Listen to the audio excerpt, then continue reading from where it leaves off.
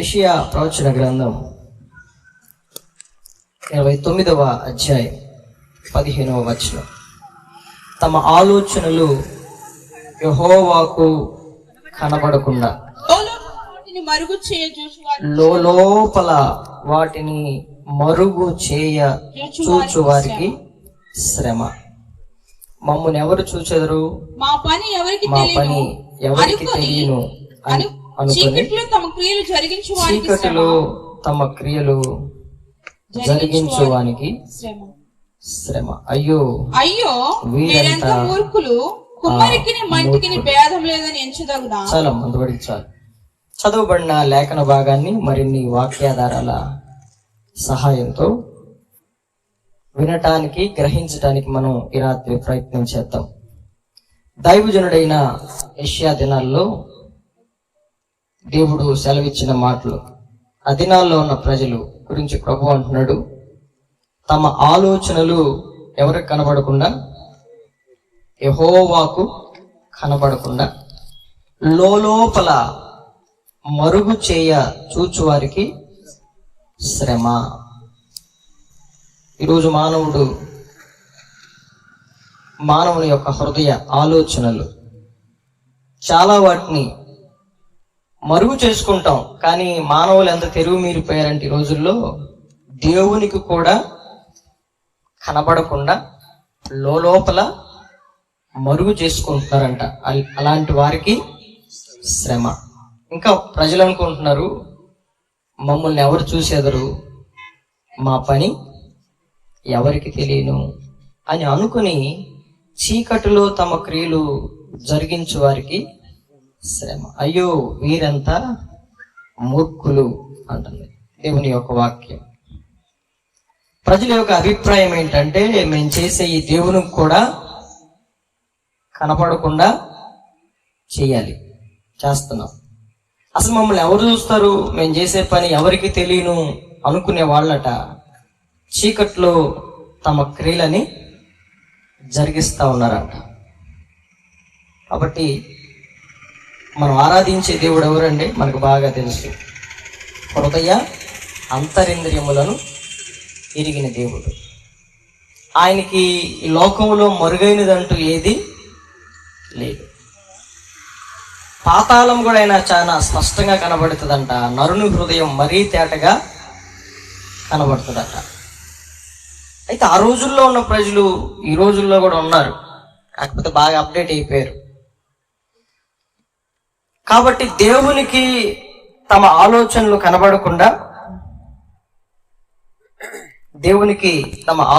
కనబడకుండా లోపల మరుగు చేసుకోవాలనుకుంటున్నాడు మనిషి. చేసే ప్రతి పనిని, అదే మంచిది అనుకోండి, బహిరంగంగా కనపడాలనుకుంటాడు. అదే చేసే పని పాడు పని అనుకోండి, లోపల మరుగు చేసుకోవాలనుకుంటాడు.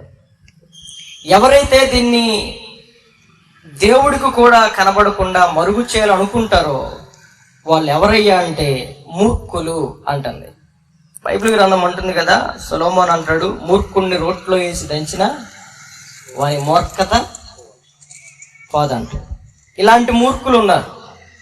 అంటే మేము చేసే పని ఎవరికి తెలుసు? మేము చేసే పని ఎవరు చూస్తున్నారు?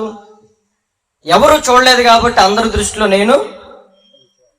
నేను ఒక దైవజనుడిని, నేను చేసే పనులేంటో నాకు తెలుసు. కానీ నేను చేసే తప్పుడు పనులన్నీ ఎవరు చూడనంత వరకు నేను మంచి సేవకుడు. అదే ఏ విశ్వాసకి అంటన్నా పడ్డాను అనుకోండి, చూడరా అని కార్యం చూసాడు అనుకోండి, అప్పుడు నా పరిస్థితి ఏంటి?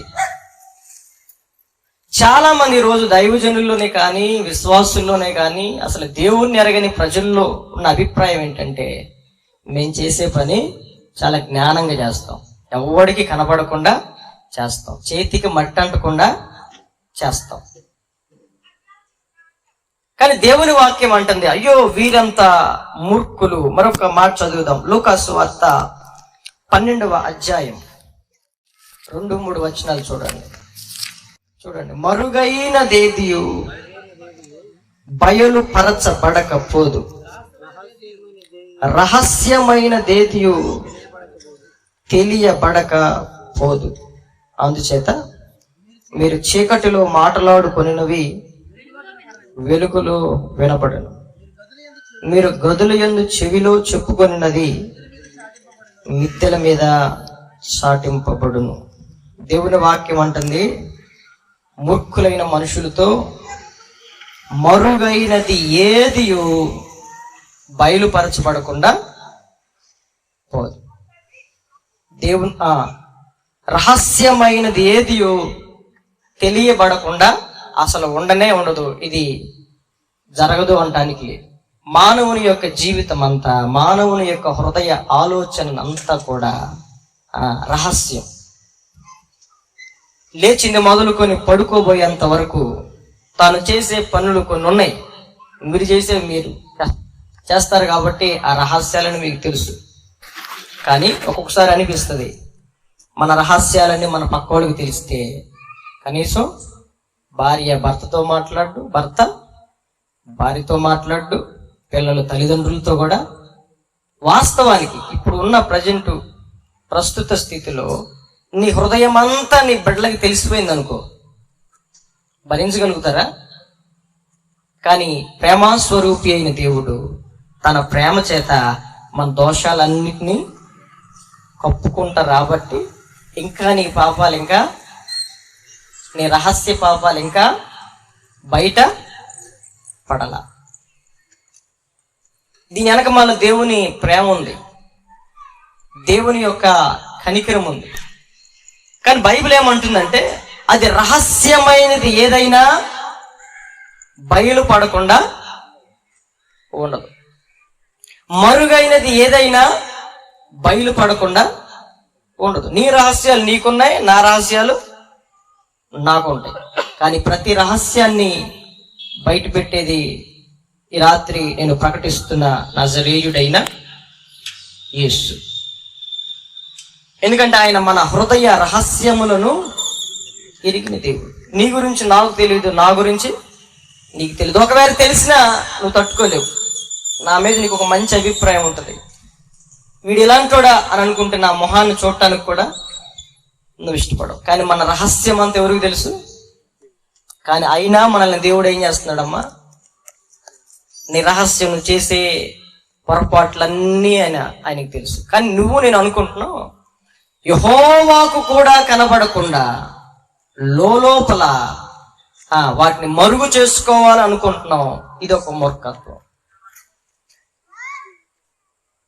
అంతే కదా, మనం మూలవాక్యంలో చదివి తమ హృదయ ఆలోచనలు లోపల ఈరోజు మనిషి మరుగు చేసుకుంటున్నాడు. అందుకనే ఒక ఆయన చెప్పాడు, మరుగు చేసుకున్న పాపం ఎలాంటిదంటే భూమిలో విత్తనం విత్తిన లాంటిది అనమాట. ఒక పాపాన్ని కనుక దాచిపెడితే, విత్తనాన్ని దాచిపెట్టినట్లుగా ఒక రోజున అది ఎలా బయటకు వచ్చి చెప్పండి? విత్తనం చచ్చిపోయి మొక్క అయ్యి, ఆ మొక్క కూడా ఏమవుతుంది, మ్రానైపోయి, ఆ మ్రానికి మరలా బోలెడు విత్తనాలు, బోలెడు ఫలాలు వస్తాయి. కాబట్టి మనం దాచిపెట్టేది ఏదైనా సరే దేవుడు దాన్ని ఏం చేస్తాడంట, బయలుపరుస్తాడు అని దేవుని యొక్క వాక్యంలో రాయబడింది. ఇర్మియా గ్రంథంలో ఇంకొక మాట చూద్దాం, చూడండి. 23వ అధ్యాయం 24వ వచనం. యెహోవా సెలవిచ్చిన మాట ఏదనగా, నాకు కనబడకుండా రహస్య స్థలములలో దాగగలవాడు ఎవడైనా ఉన్నాడా?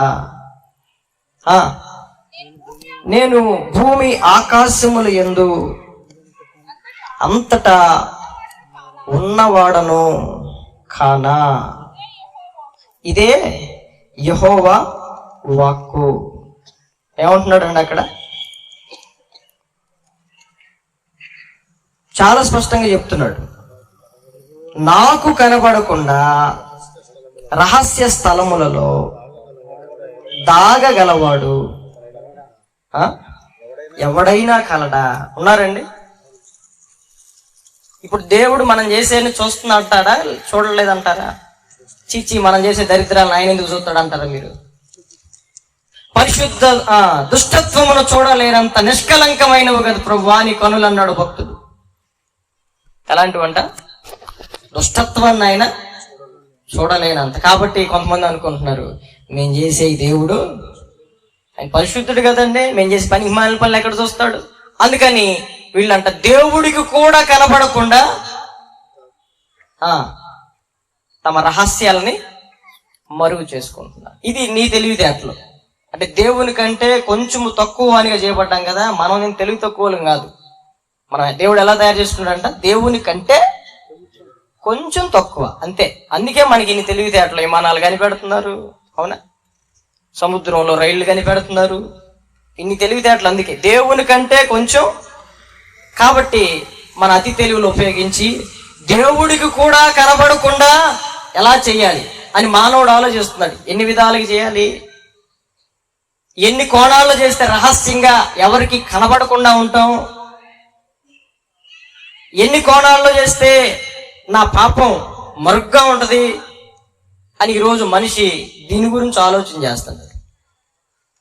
చేసేదాని గురించిన ఇది నేను చేసేది పని హిమాలయ పని అన్న విచక్షణ జ్ఞానాన్ని కోల్పోయి మనిషి ఈ రోజున దేవుడికి కూడా కనబడకుండా ఎలాగా చెయ్యాలి, చేసే పాపం దేవుడికి కూడా కనబడకుండా, మనుషులకు కూడా కనబడకుండా, ఎవరికీ కనబడకుండా రహస్యంగా ఎలా చేయాలి అనే ప్రయత్నంలో ఉన్నాడు ఈరోజు మనిషి. ప్రతి మానవుని జీవితం ఒక రహస్యం, ప్రతి మానవుని యొక్క హృదయం రహస్యం. అనేకమైన రహస్యాలతో నింపబడింది నీ హృదయం.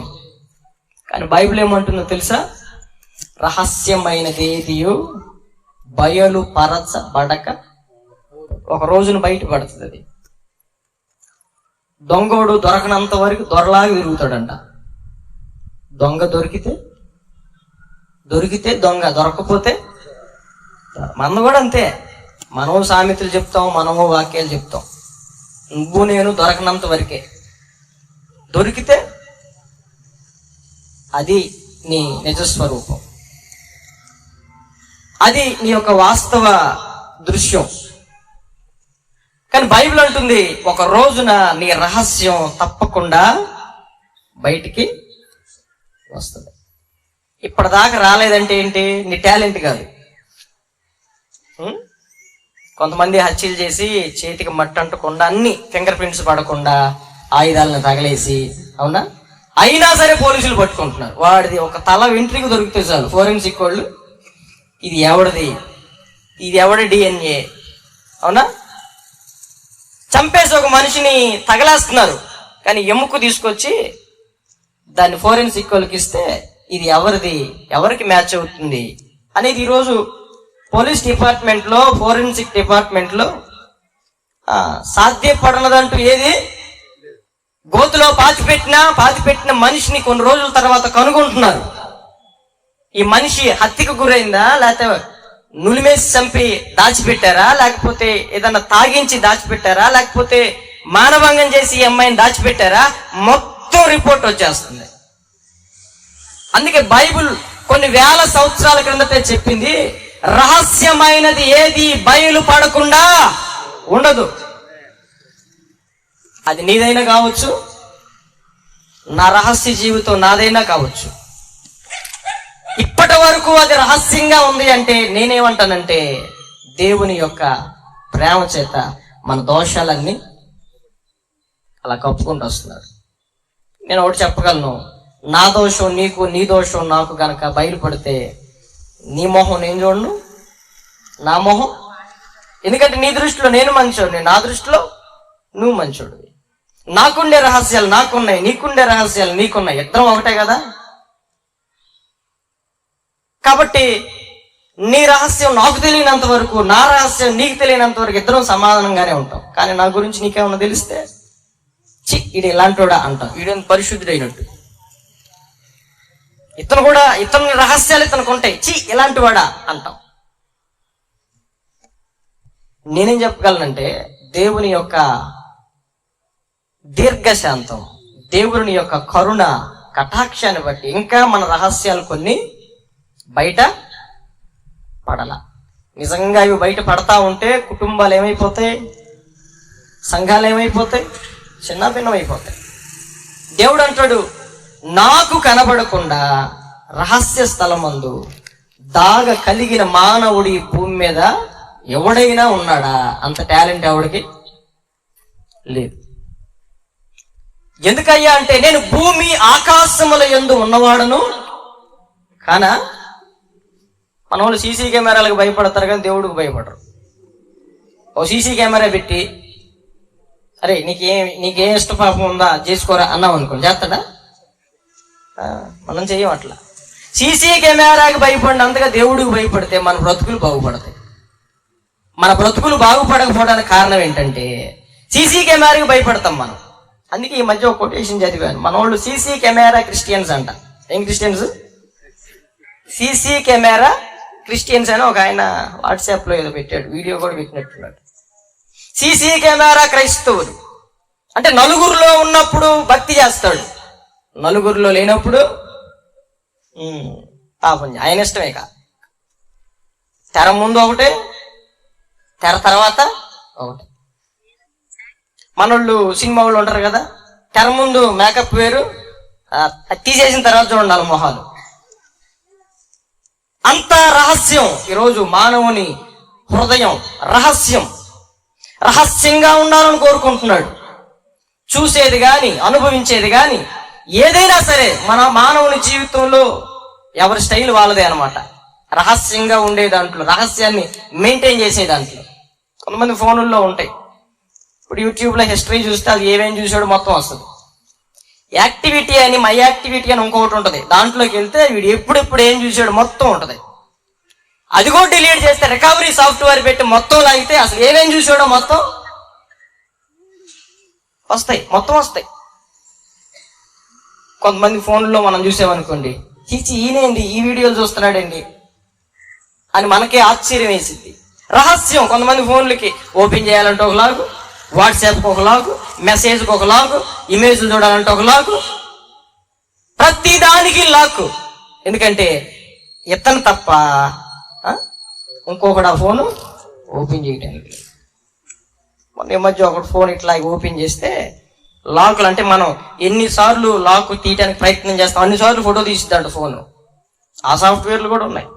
అయ్యగారు నా ఫోన్ కదిలిచ్చారా? కదిలిచ్చాను, చూడండి మీ ఫోటో అంతా 4-5 సార్లు. రహస్యం.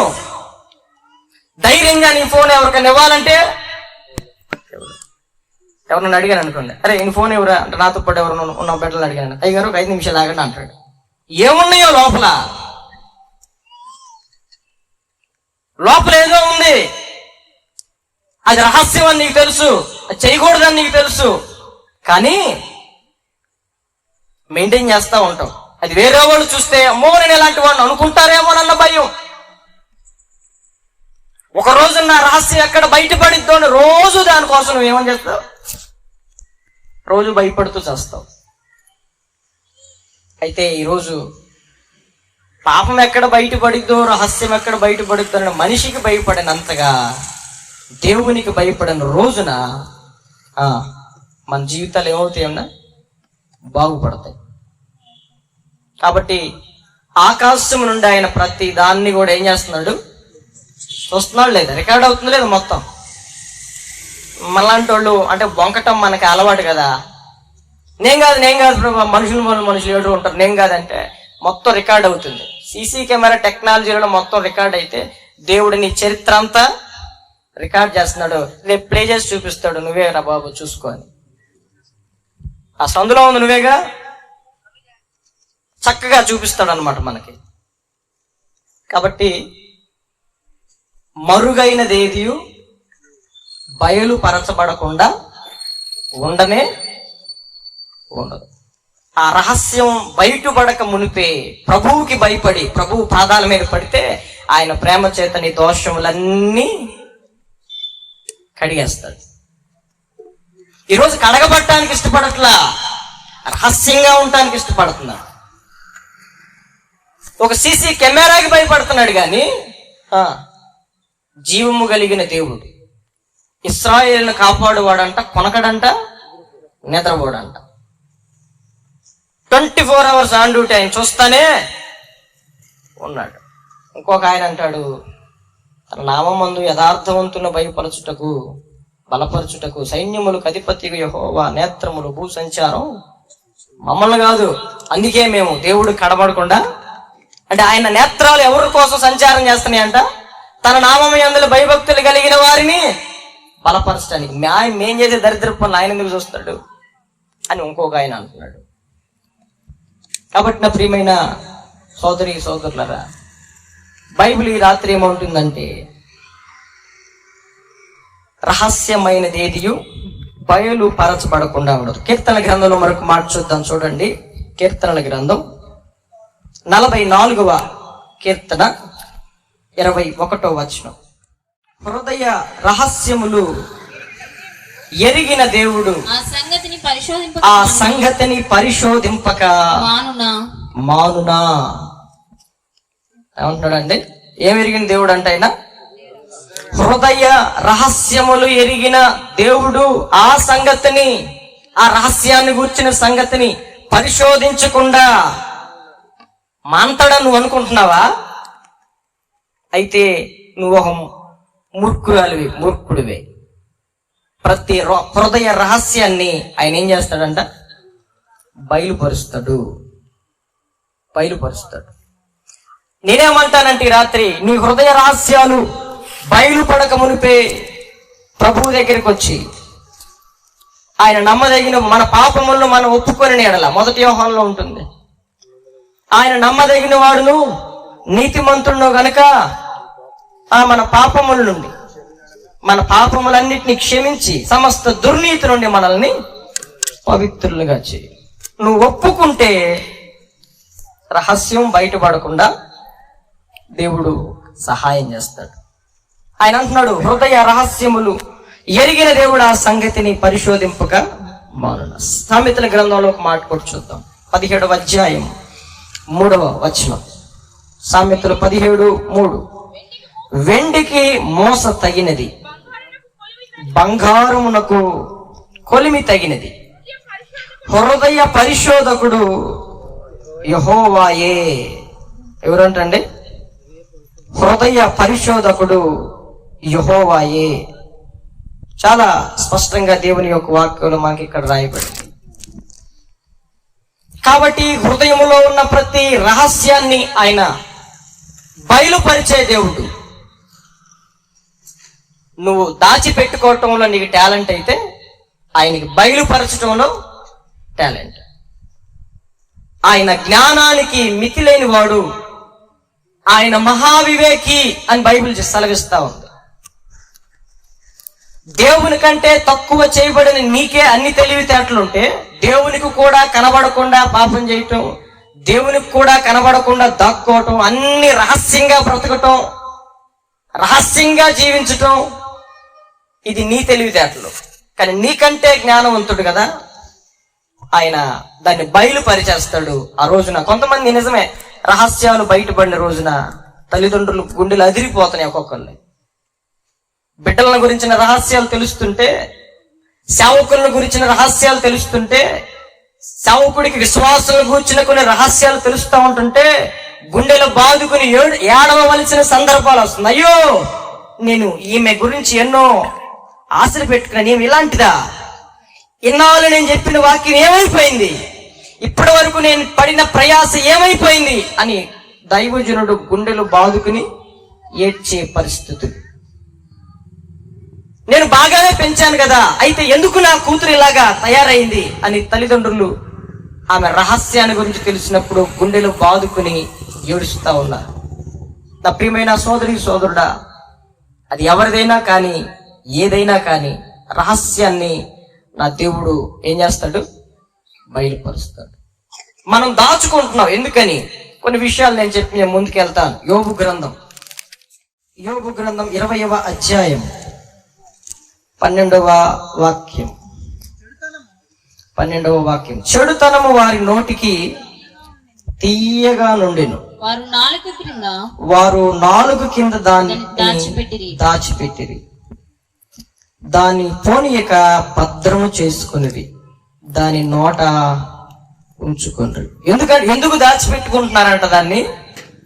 అమ్మా, చెడుతనం అంట నోటికి ఎలా ఉంది?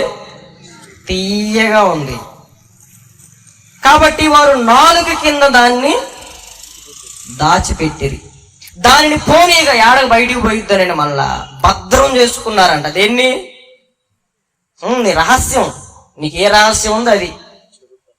నేను ప్రార్థన చేసి పిల్లరా నువ్వు ఈ రహస్య పాపంలో ఉన్నావని చెప్తేనే నీకు తెలుసా అమ్మా? నువ్వు చేసేది నీకు తెలీదా? దేవుని యొక్క వాక్యం చెప్తూ ఉండగానే ఒక్కొక్కల రహస్యాలన్నీ బయలుపరచబడతా ఉంటాయి. ఇక్కడ అంటాడు దాన్ని పోనీయక భద్రం చేసుకున్నారు, దానిని నోట ఉంచుకున్నారు. అయితే దేవుడు ఏం చేస్తాడు? అయినను వారి కడుపులో నుంచి వారి ఆహారము పులిసిపోవును, అది వారి లోపట నాగుపాముల విషమగును. మనం దాచిపెట్టుకుంటే ఏమైంది? ఒక బిర్యానీ పేగడ తెచ్చుకునే ఇప్పుడు ఏం తింటాంలే 2 రోజుల తర్వాత తిందాం అని పక్కన పెట్టుకుని ఎలా ఉంటుంది? తిన్న శక్యం అవుతుందా తినటానికి? వాళ్ళు దాచిపెట్టుకున్నారంట. దాచిపెట్టుకున్న అది ఏమవుతుందంటే పులిసిపోయింది. ఆ దాచిపెట్టుకున్న చెడుతనం ఏమైపోయిందంటే నాగుపాముల విషమైపోయింది.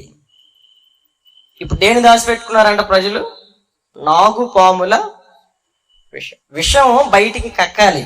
ఏదైనా నాగుపాము కాటేసింది అనుకోండి, ఆ గాయం మీద పళ్ళతో కొరికి పిలిస్తే వచ్చిద్దా? అప్పటికే రక్తంలో చాలా ఫాస్ట్గా వెళ్ళిపోయి మెదడులోకి వెళ్ళి మెదడులో గడ్డలు కట్టి నోట్లో నుంచి రక్తం కక్కి ఒక 10 నిమిషాల్లోనే మనిషి ఏమైపోతాడు? చచ్చిపోతాడు. విషం చాలా ప్రమాదకరమైంది. ఆ విషయాన్ని మనిషి ఎక్కడ దాచుకున్నాడంట? లోపల, లేకపోతే హృదయంలో. అందుకే ఒక భక్తుడు పాడుకున్నాడు, నిలువెల్ల ఘోరపు విషమేనయ్యా మనిషికి పుట్టిన సర్పానయ్యా, పాపం కడిగావులే విషం విరిచావులే, నాను మనిషిగా ఇలా నీవు నిలిపావులే ప్రభువా,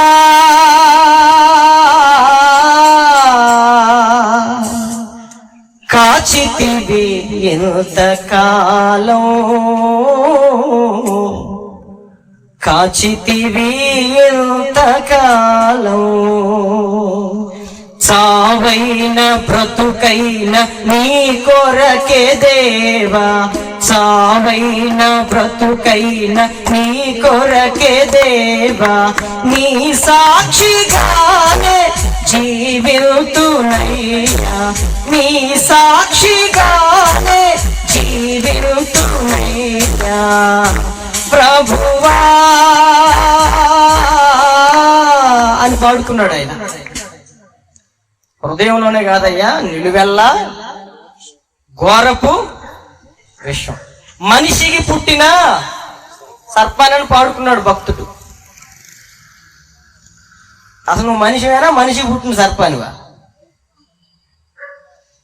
కొంతమంది పాడుకుంటారు కానీ పాపం వాళ్ళకి అర్థాలు తెలియదు. మ్యూజిక్ బాగుందా, తాళం బాగుందా, రాగం బాగుందా,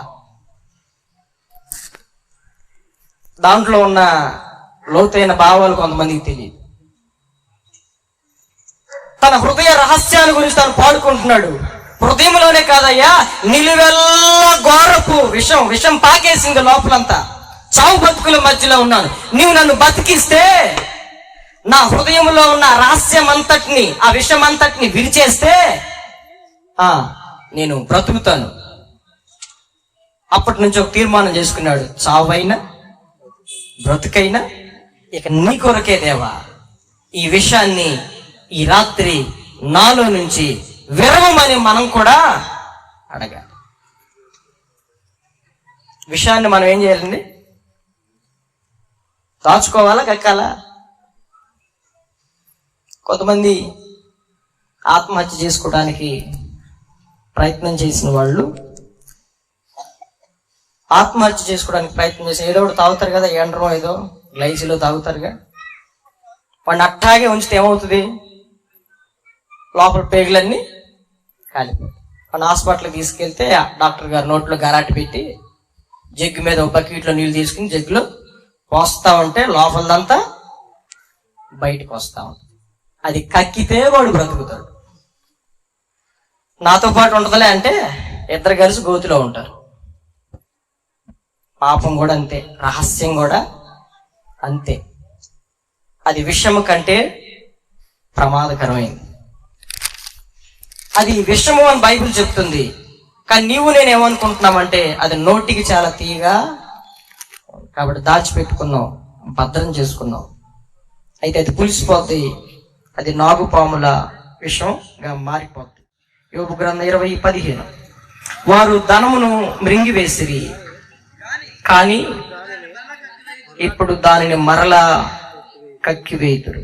వారి కడుపులో నుండి దేవుడు దానిని నువ్వు కక్కకపోతే ఆయన కక్కిస్తాడు. ఈ రాత్రి కక్కుతావా నీ రహస్యం అంతటిని? లేకపోతే ఆయనే, నువ్వు కక్కలేకపోతే పాపం వీడికి కక్కలేకపోతున్నాడు అని చెప్పేసి ఆయనే కక్కిస్తాడు. ఎందుకంటే ఆ విషయాన్ని లోపల పెట్టుకుని నువ్వు బ్రతకటం దేవునికి ఇష్టం. ఆ రహస్యాన్ని బయటికి దేవుడే కక్కిస్తాడు అని దేవుని యొక్క వాక్యం చెప్తా ఉంది. అందుకని బైబిల్ అంటుంది రహస్యమైన ప్రతి దానిని ఆయన బయలుపరుస్తాడు. రోమాపత్రిక 2:16 దేవుడు నా సువార్త ప్రకారము యేసుక్రీస్తు ద్వారా మనుషుల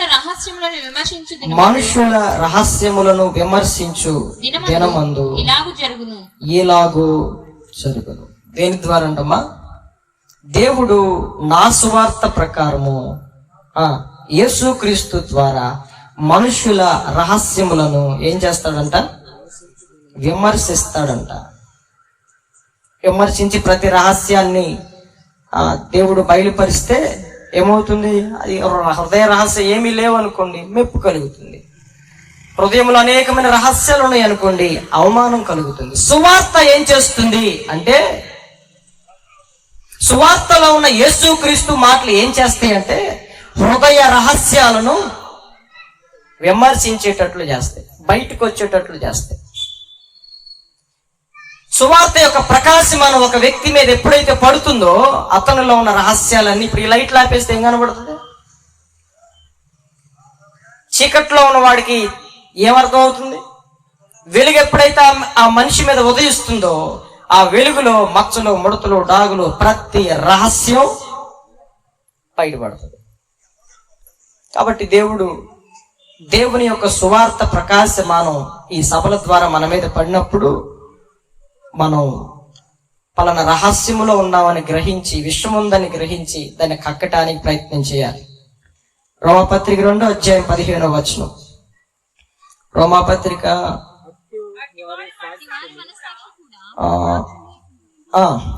అట్టివారి మనస్సాక్షి కూడా సాక్ష్యం ఇచ్చుచుండగను, వారి తలంపులు ఒకదాని మీద ఒకటి తప్పు మోపుచు లేక తప్పు లేదని చెప్పుచుండగను, ధర్మశాస్త్ర సారము తమ హృదయములందు వ్రాయబడినట్లు చూపుచున్నారు.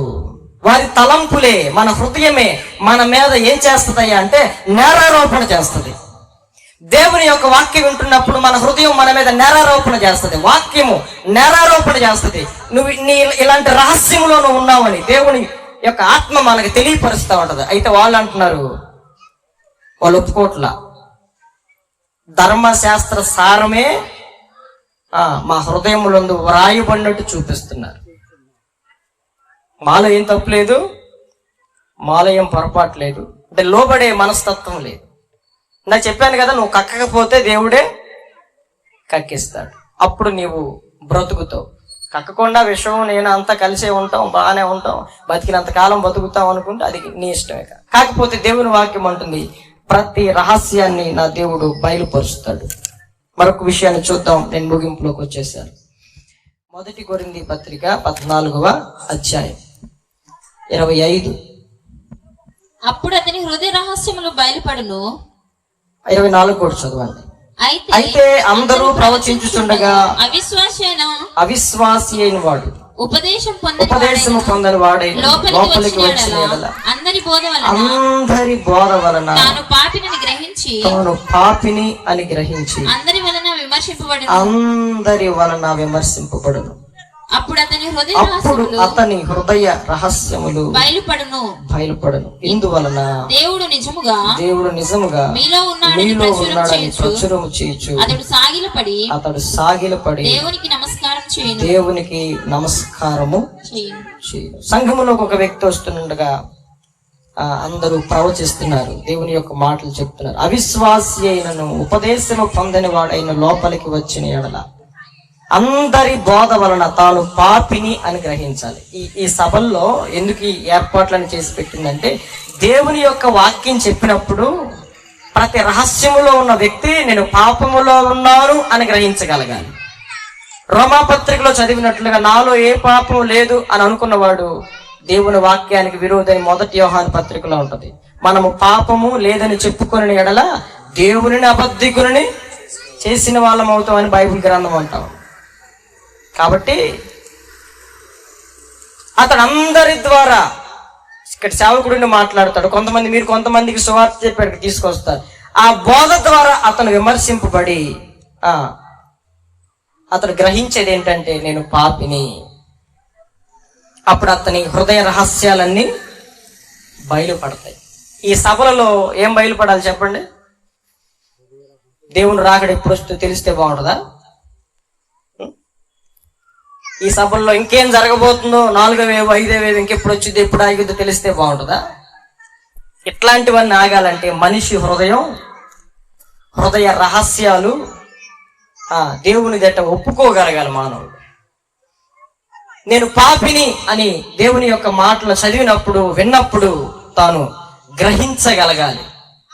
ఘోరమైన విషయం నాలో ఉంది, నేను దాన్ని కక్కివేయాలి, అప్పుడే నేను బ్రతకగలను, ప్రభు కొరకు జీవించగలను అన్న విజ్ఞత అతనిలోనికి రావాలి.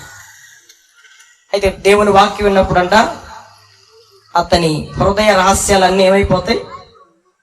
బయలుపరచబడిపోతాయి. మరి రాత్రి మీ హృదయ రహస్యాలు బయలుపరచబడ్డాయో లేదో వాక్యం విన్నారు, మీకు అర్థం కాకుండా ఉండదుగా. నేనే హిందీలో చెప్పట్లేదుగా, చెప్తా ఉండగా మన వాళ్ళకి అన్ని గుర్తొస్తా ఉంటాయి వెనకమాల, అవునా? కాబట్టి నువ్వు ఎంత రహస్యంగా ఇంకా ప్రయత్నం చేస్తావో, రాత్రి దేవుని వాక్యం అంటుంది మరుగైనదేదియు బయలుపరచబడక పోదు. కాబట్టి అలాంటి గతి నీకు రాకమునిపై ప్రభు యేసుక్రీస్తులో మోకరిల్లి, ప్రభువా నేను పాపిని, అలాంటి రహస్య పాపములో నుంచి నన్ను విడిపించు అని ప్రార్థన చేసుకోవాలి. దావీదు కూడా ఒక ప్రార్థన చేస్తాడు. కీర్తనల గ్రంథంలో చూద్దాం. కీర్తనల గ్రంథం 19:12 ఒకసారి చదివి సహాయం చేయండి. తన పొరపాటులు కనుగొన గలవాడేవాడు, నేను రహస్యముగా చేసిన తప్పులు క్షమించి నన్ను నిర్దోషిగా తీర్చుమంటున్నాడు. కొన్నిసార్లు మనం రహస్యంగా చేసిన తప్పులు మనకు తప్పులు అనిపించవు. దావీదు చేసిన పాపం దావీదుకి తప్పుని అనిపించలా. మరి ఎప్పుడు అనిపించింది చెప్పండి? నాతాను ప్రవక్త వచ్చి అర్థమయ్యేటట్టుగా చెప్పాడు. కొన్నిసార్లు నువ్వు చేసేది పాపం నీకు అనిపించదు. ఇలాంటి కోటాలకు వచ్చినప్పుడు దేవుని యొక్క వాక్యం వెడమర్చి అట్టికాయ ఒలిచి నోట్లో పెట్టినట్లుగా వెడమర్చి చెప్తే అప్పుడు నువ్వు గ్రహిస్తావు నేను పాపిని అని. దావీదు కూడా అన్నాడు, అయ్యో ఇట్టి ఘోర పాపం చేసింది నేనే, కుప్పకూలిపోయాడు అక్కడే.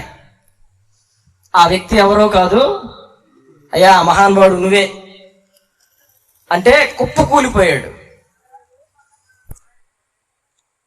కొన్నిసార్లు బిలాము చేసిన పాపం బిలాముకి అర్థం కాల. గాడిద నోరు తెరిచి మాట్లాడేంత వరకు బిలాముకి కన్నులు తెరవబడలా. కొంతమంది చేసే పాపాలకి ఇంకా గుడ్డితనంలో ఉన్నారు, తెరవబడలా. కొంతమంది క్రైస్తవులకి సేవకులకి ఈ రోజు ఎలా ఉందంటే, లోకములో ఉన్నాడు, నువ్వు సేవకుడు కదా, నీకెక్కడ బుద్ధి లేదు, ఎట్లాంటి పని చేస్తున్నావు అంటే గాని అయ్యగారి కళ్ళు తెరవడం. నువ్వు దేవుని మందిరానికి వెళ్ళే వ్యక్తివి కదా, మరి ఇలాంటి దరిద్ర పనులు ఎక్కడికి ఎందుకు వచ్చావు అని అన్నాడు అనుకోండి, అప్పుడుగా అమ్మగారికి కళ్ళు తెరవబడు.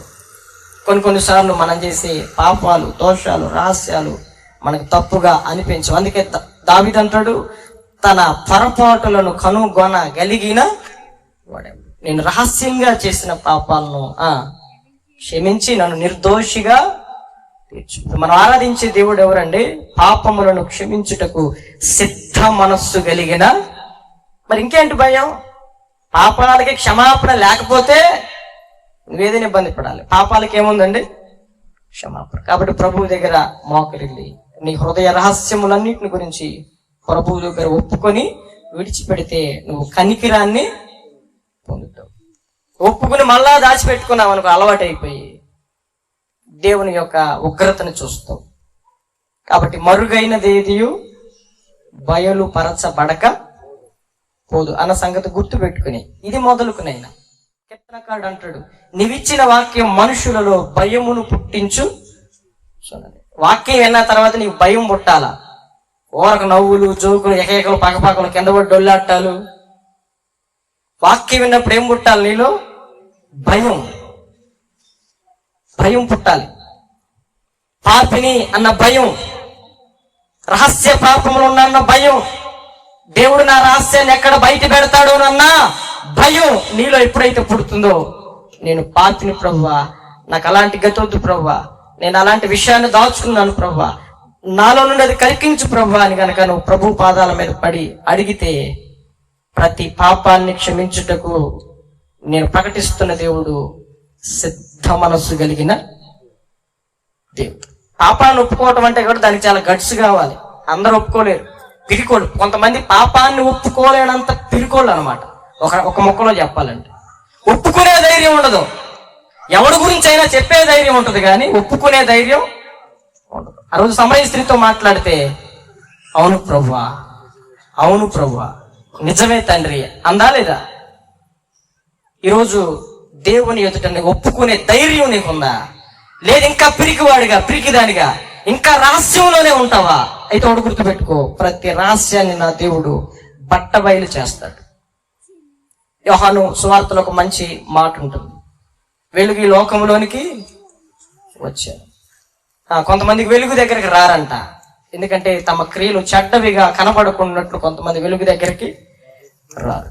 కొంతమంది వెలుగు దగ్గరికి వస్తారు, కొంతమంది దేవుని దగ్గరికి రారు. ఎందుకంటే వాళ్ళకి భయం. ఏం భయం? నా రహస్యం ఎక్కడ బయలుపడిద్దోనన్న భయం. కాబట్టి మన హృదయ రహస్యాలన్నిటిని ఎరిగిన దేవునికి ఈ సమయంలో మన ప్రాణాత్మ శరీరాన్ని అప్పగించుకొని మనలో దాయబడిన ప్రతి దాన్ని కూడా తీసివేయమని ప్రభువును కోరుకుందాం. చిన్న ప్రార్థన చేసుకుందాం. దయచేసి అందరూ కూడా వివిధ స్థలాల్లో కళ్ళు మూసుకొని తలవంచినట్లా విన్న వర్తమానం బట్టి నిజమే కదా, ఒక త్రాగుబోతుని చూసినప్పుడు వారు త్రాగుబోతుని మనం అసహించుకుంటున్నాం. బూతులు మాట్లాడే వాళ్ళని చూసినప్పుడు విన్నప్పుడు వారికి దూరంగా ఉంటున్నాం. కానీ వారి పాపాలు బయటికి బహిరంగంగా కనపడుతున్నప్పటికీ మరి వారిని చూసి నువ్వు అసహించుకుంటున్నావు. మరి మన అంతరంగంలో రహస్యంగా మరి ఎవరో చూడటం లేదు అని మనం తలంపు ద్వారా, నీ ఊహ ద్వారా, నీ చూపు ద్వారా, నీ క్రియ, నడవడిక, నీ పడక, నీ నడక, కళల ద్వారా కూడా ఎన్నో ఘోరమైన పాపాలు చేశాను. ప్రభువా అయితే నన్ను క్షమించు అని చిన్న ప్రార్థన చేసుకున్నాం. దయచేసి కళ్ళు మూసుకొని తలలో వచ్చండి. పరిశుద్ధాత్మ దేవుడు తన దాసుని నిలబెట్టుకొని ఈ శబ్దంత్రాల ద్వారా విన్న ప్రతి ఒక్క బిడ్డని, ఆయన పాదాల దగ్గర కూర్చున్న ప్రతి బిడ్డని కడిగి పరిశుద్ధపరిచి పవిత్రపరిచి నిర్దోషులుగా నిష్కలంకులుగా ఆయన త్వరలో రాబోతున్నప్పుడు సార్వత్రిక సంఘములో ఆయన ఎదుట నిలబెట్టుకున్నట్టు కొరకు రక్తం చెందించి ఈరోజు నీవు నేను ఆ పాపములు ఒప్పుకొని విడిచిపెట్టిన ఎలా పవిత్రపరచబడతాం. చిన్న ప్రార్థన చేసుకున్న ఎత్తబడిన వాక్య భాగం నిమిత్తమై మన మధ్యలో ఉన్న జీవన్ ప్రేమ్ గారు క్రైస్ట్ వర్షిప్ సెంటర్ లో పరిచయం చేస్తున్న దైవ సేవకు క్లుప్తంగా నిన్న వర్తమానం బట్టి చిన్న ప్రార్థన చేస్తాం. దయచేసి ఎవరు కూడా కలుగు తర్వాత ప్రార్థన చేసుకుందాం. సర్వ సృష్టికి ఆధారభూతుడైన దేవ, ప్రేమణ తండ్రి, మీ సర్వోన్నతమైన నామమునకు కృతజ్ఞతాస్తుతులు చెల్లించుకుంటూ ఉన్నాం. ఆయన ఈ స్థలంలో తండ్రి జరిగించిన సభలు బట్టి నీకు మహిమ చెల్లిస్తున్నాం తండ్రి. మొదటి రోజున ప్రభావ ఘనంగా జరిగించారు. ఈ రెండో దినం ప్రభావ ఘనంగా జరిగిస్తున్న విధానం బట్టి స్థుతులు చెల్లిస్తున్నాం ప్రభా. అన్నీ చేస్తూ ఉన్నాం.